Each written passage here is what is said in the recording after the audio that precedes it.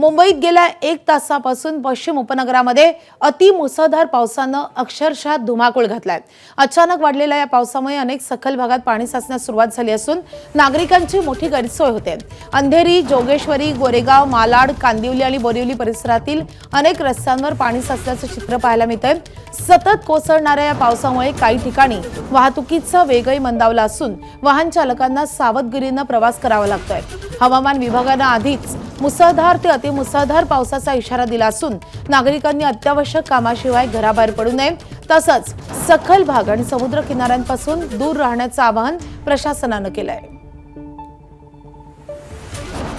ईशान देशमुख आपले प्रतिनिधी सध्या आपल्या सोबत आहेत। ईशान, सध्या पाऊस नेमका कसा पडतोय? कारण असं समजतंय की पश्चिम उपनगरामध्ये पावसाचा जोर वाढलेला आहे।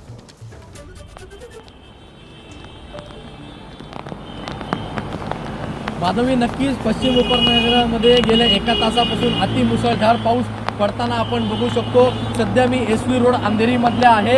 आपण बघू शकतो इकडे नदीचं स्वरूप या रस्त्याला आलं आहे।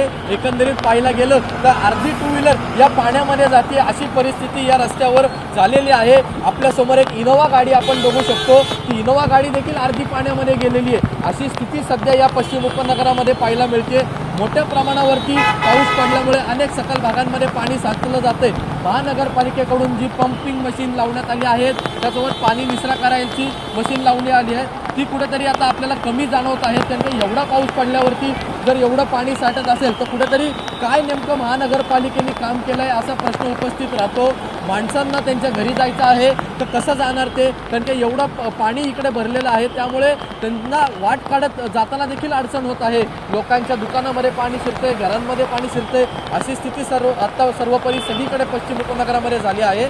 आपण बघू शकतो दृश्यांमध्ये आपल्याला दिसते की कशा प्रकारे इकडे पाणी साठलं आहे। हा रस्ता आहे का नदी आहे असा प्रश्न उपस्थित होतो। त्यामुळे आता हा पाऊस आपल्याला माहिती असेल, हवामान खात्याने वर्तवलं होतं की मुंबईमध्ये रेड अलर्ट आहेत आणि रेड अलर्टच्याच यांनी एवढा जोरदार पाऊस सध्या पश्चिम उपनगरामध्ये पडताना पाहायला मिळते। माणूस हा अर्धा फूट त्याच्या उंची एवढं पाणी सध्या आपल्याला पाहायला मिळते।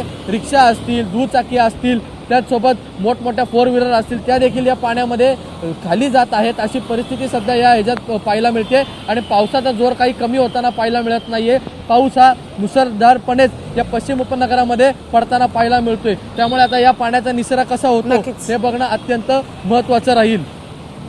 ईशान, पावसासंदर्भातले सगळे महत्त्वाचे अपडेट जाणून घेत राहू। सध्या धन्यवाद या सगळ्या सविस्तर माहितीसाठी।